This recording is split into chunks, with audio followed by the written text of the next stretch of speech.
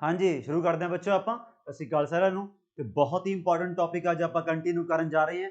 Last ਦੋ ਕਲਾਸਾਂ ਦੇ ਵਿੱਚ ਆਪਾਂ ਚੰਗੀ ਫਾਊਂਡੇਸ਼ਨ ਲੇ ਕੀਤੀ ਹੈ, ਬਟ ਜੋ ਅਗਲੇ ਐਕਟ ਆ ਬੱਚੋ ਇਹ ਐਗਜ਼ਾਮੀਨੇਸ਼ਨ ਪੁਆਇੰਟ ਆਫ ਵਿਊ ਵੀ ਤੇ ਸਮਝ ਦੇ ਅਕੋਰਡਿੰਗ ਵੀ ਬਹੁਤ ਹੀ ਖਤਰਨਾਕ ਹੈ। ਬਟ ਹੁਣ ਤੱਕ ਆਪਾਂ ਬਹੁਤ ਕੰਫਰਟੇਬਲ ਫੀਲ ਕੀਤਾ ਹੋਊਗਾ ਕਿਉਂਕਿ ਕਲਾਸਾਂ ਆਪਾਂ ਪ੍ਰੋਪਰ ਤਰੀਕੇ ਨਾਲ ਹੀ ਅਰੇਂਜ ਕੀਤੀਆਂ ਹੋਈਆਂ। ਜਿਵੇਂ ਫਸਟ ਕਲਾਸ 'ਚ ਆਪਾਂ ਰੈਗੂਲੇਟਿੰਗ ਐਕਟ ਦੀ ਗੱਲ ਕੀਤੀ ਹੈ, ਕੋਰਟ ਆਫ ਡਾਇਰੈਕਟਰ ਦੀ ਗੱਲ ਕੀਤੀ ਹੈ, ਪ੍ਰੈਜ਼ੀਡੈਂਸੀ ਦੀ ਗੱਲ ਕੀਤੀ ਹੈ, ਫਿਰ ਆਪਾਂ ਬੋਰਡ ਆਫ ਕੰਟਰੋਲ ਦੀ ਗੱਲ ਕੀਤੀ ਹੈ, ਫਿਰ ਆਪਾਂ ਲਾਸਟ ਕਲਾਸ 'ਚ ਆਪਾਂ 1793 ਦੀ ਗੱਲ ਕੀਤੀ ਹੈ। ਓਏ ਤੇ ਬਾਲੀ ਬਰੀਕ ਹੋ ਗਿਆ।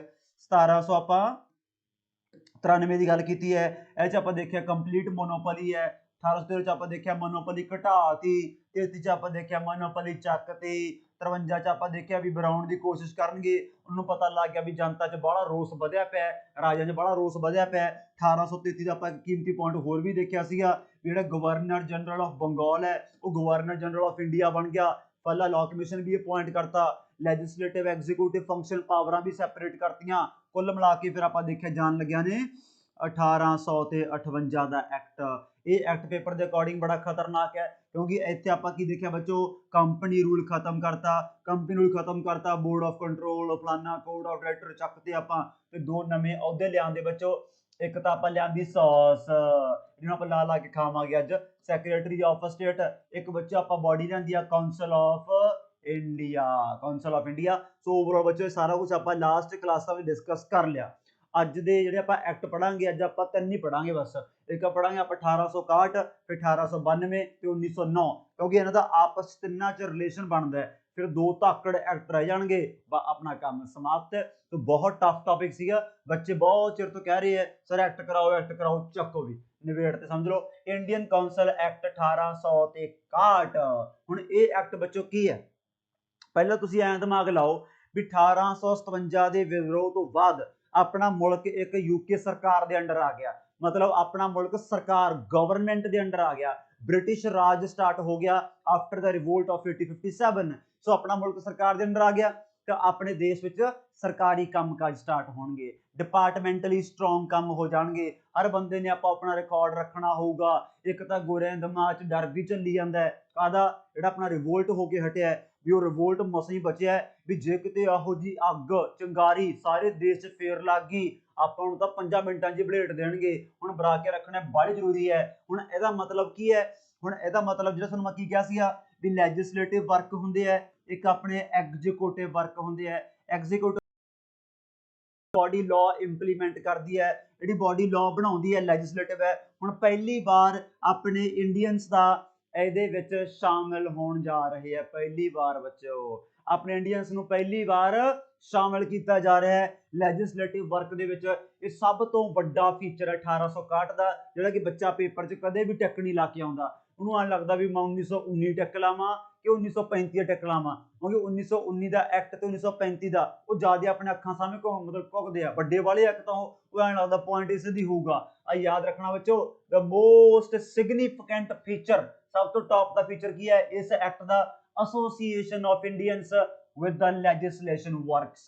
ਇਹ ਸਭ ਤੋਂ ਕੀਮਤੀ ਪੁਆਇੰਟ ਹੈ ਕਿਉਂਕਿ ਯੂਕੇ ਸਰਕਾਰ ਨੂੰ ਚੰਗੀ ਤਰ੍ਹਾਂ ਪਤਾ ਹੈ ਵੀ ਜੇ ਇੱਥੋਂ ਦੇ ਰਾਜਿਆਂ ਨਾਲ ਆਪਾਂ ਚੰਗਾ ਸੰਬੰਧ ਰੱਖਣਾ ਹੈ, ਵੀ ਇੱਥੋਂ ਦੇ ਰਾਜੇ ਦੁਬਾਰੇ ਵਿਦਰੋਹ ਨਾ ਕਰਨ, ਉਹਨੂੰ ਮਾੜਾ ਮੋਟਾ ਨਾਲ ਕੁਰਸੀਆਂ ਤੇ ਬਿਠਾਉਣ ਲੱਗ ਜਾਓ। ਇਹ ਕੰਮ ਕੁਰਸੀਆਂ ਬਿਠਾਉਣ ਵਾਲੀ ਹੈ, ਪੱਲੇ ਇਹਨਾਂ ਦੇ ਕੱਖ ਨਹੀਂ ਹਜੇ, ਪਰ ਆਪਾਂ ਦਾ ਪੁਆਇੰਟ ਦੇਖਣਾ। ਕੋਈ ਪਾਵਰ ਨਹੀਂ, ਕੋਈ ਲੈਣ ਨਹੀਂ, ਕੋਈ ਦੇਣ ਨਹੀਂ, ਉਹ ਸਾਰਾ ਆਪਾਂ ਅੱਗੇ ਦੇਖਣਾ ਹੈ। ਇਹਦਾ ਮਤਲਬ ਫਿਰ 1862 ਦੇ ਵਿੱਚ ਲਾਰਡ ਕੈਨਿੰਗ ਬੱਚੋ ਉਸ ਸਮੇਂ ਕੀ ਸੀਗਾ, ਇਹ ਗਵਰਨਰ ਜਨਰਲ ਹੈ ਜਿਹਨੂੰ ਆਪਾਂ ਵਾਇਸਰॉय ਵੀ ਕਹਿ ਦਿੰਦੇ ਹਾਂ, ਯਾਦ ਹੈ ਨਾ ਲਾਸਟ ਕਲਾਸ ਆਪਾਂ ਦੇਖਿਆ ਸੀ। ਇਹਨੇ ਨੋਮੀਨੇਟ ਕੀਤੇ ਬੱਚੋ 3 Indians to his legislative council.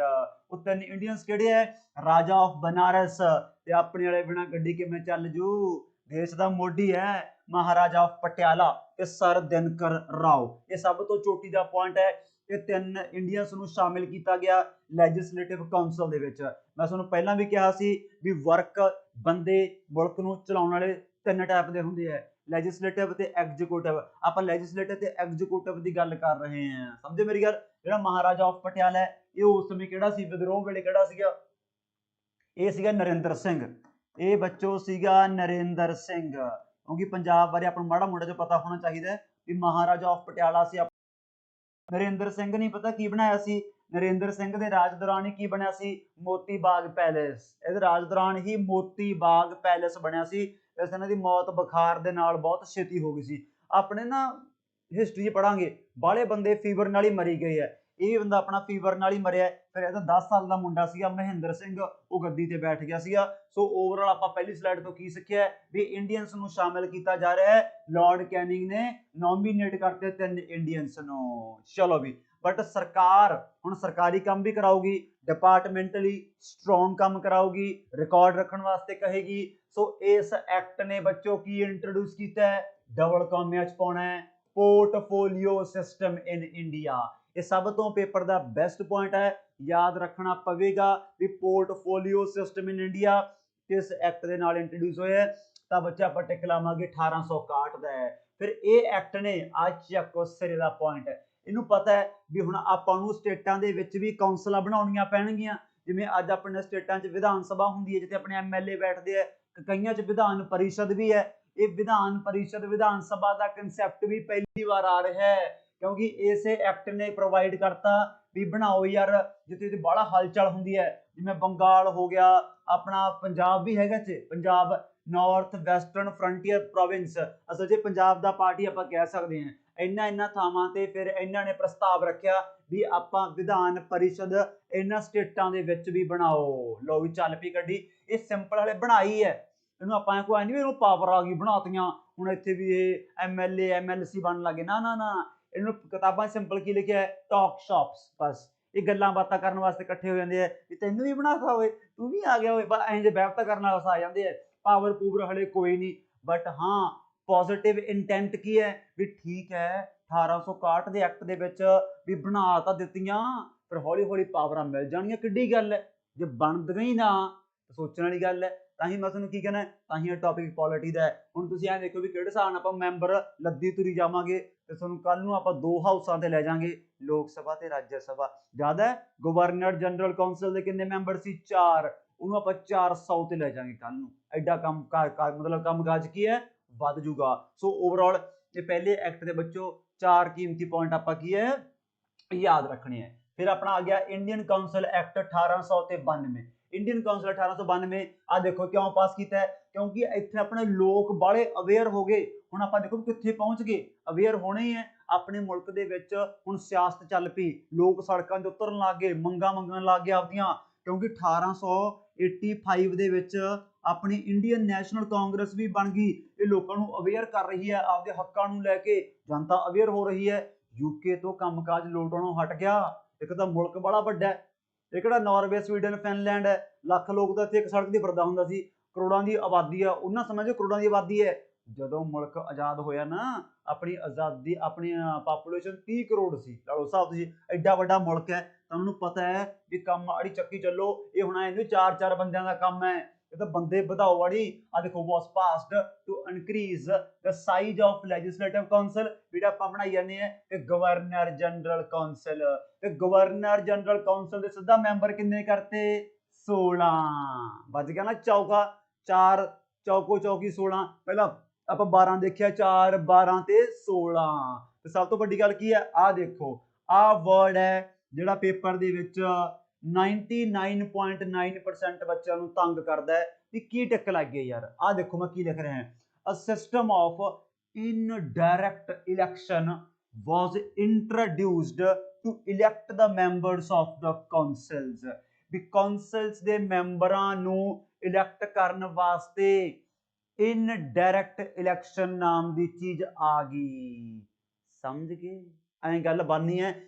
Election ਜਿਵੇਂ ਇੱਕ ਤਾਂ ਡਾਇਰੈਕਟ ਹੁੰਦੇ ਆ, ਜਿਵੇਂ ਆਪਾਂ ਅੱਜ ਆਪਦੇ ਬੰਦੇ ਚੁਣਦੇ ਹਾਂ, ਅੱਜ ਆਪਾਂ ਐਮਐਲਏ ਚੁਣਦੇ ਹਾਂ, ਐਮਪੀ ਚੁਣਦੇ ਹਾਂ, ਇਹ ਕੀ ਹੈ? ਇਹ ਡਾਇਰੈਕਟ ਇਲੈਕਸ਼ਨਸ ਹੈ। ਇੱਥੇ ਇਨਡਾਇਰੈਕਟ ਵੀ ਮਤਲਬ ਕੁਝ ਕੁ ਯੂਨੀਵਰਸਿਟੀਆਂ ਦੇ ਬੋਰਡ ਲਾ ਲਓ, ਕਾਲਜ ਕੂਲਜ ਲਾ ਲਓ, ਮਿਊਨਿਸਪੈਲਿਟੀ ਲੋਕਲ ਲੈਵਲ ਤੇ ਲਾ ਲਓ, ਉਹ ਬੰਦੇ ਚੁਣ ਕੇ ਭੇਜ ਦਿੰਦੇ ਸੀ ਆਪਦੇ, ਉਹਨੂੰ ਕਹਿੰਦੇ ਇਨਡਾਇਰੈਕਟ ਇਲੈਕਸ਼ਨ। ਆ ਦੇਖੋ, this act allowed for the discussion of the budget, that is members of legislative councils were authorized to ask the question।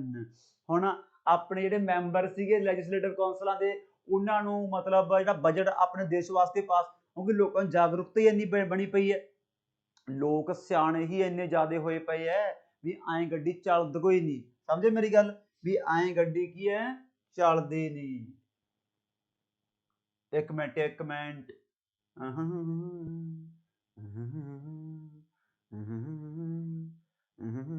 बस तुम माड़ा यार रिवीजन करो एक बारी। मैंने एक चीज देख ला, वन क्वेश्चन देखना है, वन क्वेश्चन। ठीक है, system of Indian elections. Okay okay okay okay चलो भी तो कुल मिला के बच्चों आप देख ही लिया, आप पॉइंट नोट कर ही लिया होगा ਵੀ this act allowed for the discussion of the budget.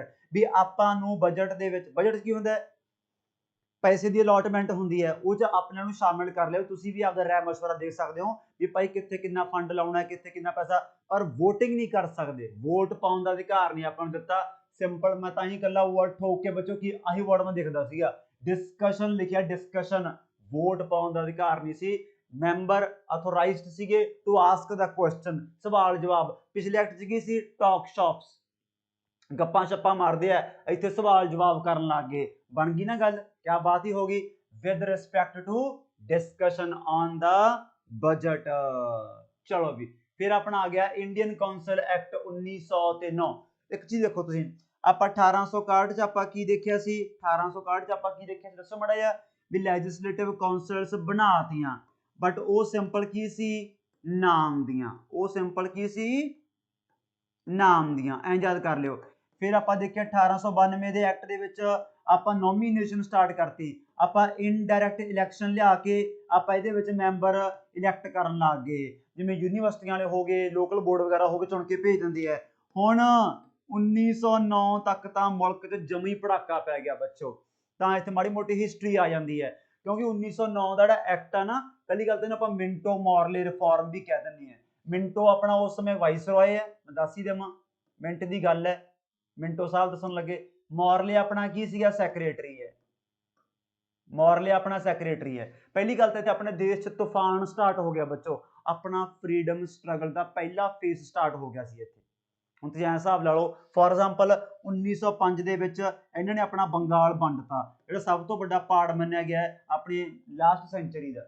ਯਾਦ ਰੱਖਣਾ, ਬੰਗਾਲ ਵੰਡਤਾ। 6 ਚ ਆਪਣੇ ਮੁਸਲਿਮ ਲੀਗ ਪੈਦਾ ਹੋ ਗਈ, ਮਤਲਬ ਦੋ ਧੜੇ ਬਣ ਗਏ। ਇੱਕ ਪਾਸੇ ਕਾਂਗਰਸ ਹੈ, ਇੱਕ ਪਾਸੇ ਮੁਸਲਿਮ ਲੀਗ ਹੈ। 7 ਚ ਕਾਂਗਰਸ ਵੰਡੀ ਗਈ, 8 ਚ ਬੰਬ ਬਲਾਸਟ ਹੋ ਰਹੇ ਆ, ਪੜਾਕੇ ਪੈ ਰਹੇ ਹੈ। ਅਗਲੇ ਸਾਲ ਆ ਐਕਟ ਪਾਸ ਹੋ ਰਿਹਾ ਹੈ। ਮਤਲਬ ਕੰਮ ਪੂਰਾ ਪੀਕ ਤੇ ਆ, ਪੂਰਾ ਪੀਕ ਤੇ। ਹੁਣ ਤਾਂ ਪਤਾ ਲੱਗ ਗਿਆ ਵੀ ਵਿਦਆਊਟ ਇਲੈਕਸ਼ਨਸ ਹੁਣ ਨਹੀਂ ਗੱਡੀ ਚੱਲਦੀ, ਵਿਦਆਊਟ ਇਲੈਕਸ਼ਨਸ ਹੁਣ ਨਹੀਂ ਗੱਡੀ ਚੱਲਦੀ। ਤਾਂ ਕੁੱਲ ਮਿਲਾ ਕੇ ਪਹਿਲਾਂ ਪੜ੍ਹ ਲਓ ਆਪਾਂ, was passed to increase the participation of Indians in the govern। ਹੁਣ ਆਹ ਲੈਣ ਤਾਂ ਹਰ ਇੱਕ ਚੀਜ਼ ਆਉਣ ਲੱਗ ਜੂ, ਚਿੰਤਾ ਨਾ ਕਰਿਓ। ਇਹਨਾਂ ਨੇ ਕੀਤਾ ਕੀ ਆ, ਆਹ ਦੇਖੋ ਫਿਰ ਕਿਹੜੇ ਹਿਸਾਬ ਨਾਲ ਦੱਬਦੇ ਆ ਗੱਡੀ। ਹੁਣ the act enlarged, ਸਹਿਜ ਚੱਕ ਤੇ ਦੋਨਾਂ ਦੇ, of legislative council both at central, provincial ਦਾ ਮਤਲਬ ਹੁੰਦਾ ਸਟੇਟ ਲੈਵਲ। ਹੁਣ ਜੋ ਸਟੇਟ ਲੈਵਲ ਤੇ ਆਪਣੀਆਂ ਕਾਉਂਸਲਸ ਹੈ, ਉਹਨਾਂ ਸਹਿਜ ਵੀ ਚੱਕ ਦੇਣਗੇ। ਕਿਵੇਂ, ਖੜ ਦੋ, ਐਂ ਚੱਕ ਦੇਣਗੇ। ਆਹ ਦੇਖੋ ਜਿਹੜੇ ਆਪਣੀਆਂ ਬੰਗਾਲ ਦੀ ਬਣਾਈ ਹੈ, ਬੰਬੇ ਬਣਾਈ ਹੈ, ਮਦਰਾਸ ਬਣਾਈ, ਯੂਪੀ 50-50 ਮੈਂਬਰ ਕਰਤੇ ਉਹਨਾਂ ਚ 50-50। ਜਿਵੇਂ ਅੱਜ ਯੂਪੀ ਚ ਕਿੰਨੇ MLA ਹੈ, 400 MLA ਹੈ, 404 MLA ਹੈ। ਐਂ ਸਮਝ ਸਕਦੇ ਹੋ ਵੀ ਬੰਗਾਲ, ਬੰਬੇ, ਮਦਰਾਸ ਤੇ ਯੂਪੀ, ਇਹਨਾਂ ਦੀ ਪਰਿਸ਼ਦ ਦੇ ਵਿੱਚ, ਸਟੇਟ ਦੇ ਵਿੱਚ ਇਹ 50 ਮੈਂਬਰ ਸੀ ਈਚ ਹੈ। ਕਿਤੇ ਘਰੇ ਆਪਦਾ ਮੈਥ ਲਾਉਣ ਨਾ ਬਹਿ ਜਾਓ, ਵੀ ਕਿਤੇ ਵੰਡਣ ਬਹਿ ਜਾਓ। ਬੰਗਾਲ ਚ 50 ਮੈਂਬਰ ਹੈ, ਬੰਬੇ ਐਂ। ਆਈ ਆਪਣੇ ਅਸਾਮ, ਬਰਮਾ ਤੇ ਪੰਜਾਬ, ਇਹਨੇ 30-30 ਮੈਂਬਰ ਦੀ ਆਪਾਂ ਲੈਜਿਸਲੇਟਿਵ ਕਾਉਂਸਲ ਬਣਾਤੀ। ਆ ਬਰਮਾ ਉਹੀ ਹੈ ਜਿਸ ਕੋ ਹਮ ਅੱਜ म्यांमार कहने हैं, म्यांमार। ये आई है फिर गोरा पार्टी। बर्मा का राज अपने इंडिया के बराबर ही कब्जा चली जाता उन्होंने ते। ये आप 1935 के एक्ट च अपन इहनूं की अलग करांगे। तो कुल मिला के याद रखियो भी आह काम चल पिया। जिहड़ी अपनी सेंटर दी है चक लो, सेंटर वाली काउंसल्स दा 16 तो 22 60 ते बन गई ना गल। ऐ है गल, तां कहना भी प्रॉपर तरीके नाल आपां स्टैप बाय स्टैप चले हैं भी जिहदे नाल अपने दिमाग अपना पजल ना होवे। ये एक्टां दा मेन प्रॉब्लम की है भी इह च बच्चा पजल हो जाता है भी यार किहड़ा पॉइंट किहड़े एक्ट दा है। बट अपने अकॉर्डिंग चलोगे सारी उम्र नहीं उलझोगे बच्चों। Number of member central legislative council कितने हो गए, 60 हो गए।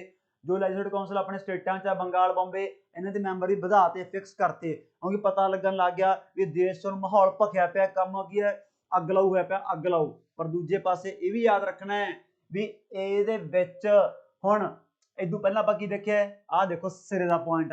ਆਪਾਂ ਦੇਖਿਆ ਸੀ 1861 ਦਾ ਐਕਟ। 1861 ਦਾ ਐਕਟ ਵਿੱਚ ਲੈਜਿਸਲੇਟਿਵ ਵਰਕ ਵਾਸਤੇ ਆਪਣੇ 3 ਇੰਡੀਅਨਸ ਨੋਮੀਨੇਟ ਕੀਤੇ ਹੈ, ਯਾਦ ਹੈ? ਅੱਜ ਹੀ ਦੇਖਿਆ ਆਪਾਂ ਮਹਾਰਾਜਾ ਪਟਿਆਲਾ, ਸਰ ਦਿਨਕਰ ਰਾਓ ਬਨਾਰਸ ਵਾਲਾ। ਤੇ ਕੁੱਲ ਮਿਲਾ ਕੇ ਜਿਹੜੀ ਆਪਣੇ ਦੂਜਾ ਵਰਕ ਕਿਹੜਾ ਹੁੰਦਾ ਹੈ? ਐਗਜੀਕਿਊਟਿਵ। ਐਗਜੀਕਿਊਟਿਵ ਕਾਉਂਸਲ ਦੇ ਵਿੱਚ ਵੀ ਪਹਿਲਾ ਇੰਡੀਅਨ ਐਡ ਹੋਣ ਜਾ ਰਿਹਾ ਹੈ, ਪਹਿਲਾ ਇੰਡੀਅਨ। ਐਂ ਬੰਦਾ ਪੇਪਰ ਚੁਲਝਦਾ ਹੈ, ਕਿਉਂਕਿ ਇੰਨੀ ਸਮਝ ਨਹੀਂ ਹੁੰਦੀ ਵੀ ਉਹ ਲੈਜਿਸਲੇਟਿਵ ਆਪਾਂ ਤੌਰ ਤੇ ਯਾਦ ਰੱਖਣਾ ਹੈ, ਇਹਨੂੰ ਆਪਾਂ ਐਗਜੀਕਿਊਟਿਵ ਤੌਰ ਤੇ ਯਾਦ ਰੱਖਣਾ ਹੈ। Under this act 1 Indian was to be appointed to the viceroy executive council. ਤੇ ਇਹ ਕੌਣ ਸੀ ਬੱਚੋ? Satinder Sinha was the first Indian to be appointed in 1909. He was appointed।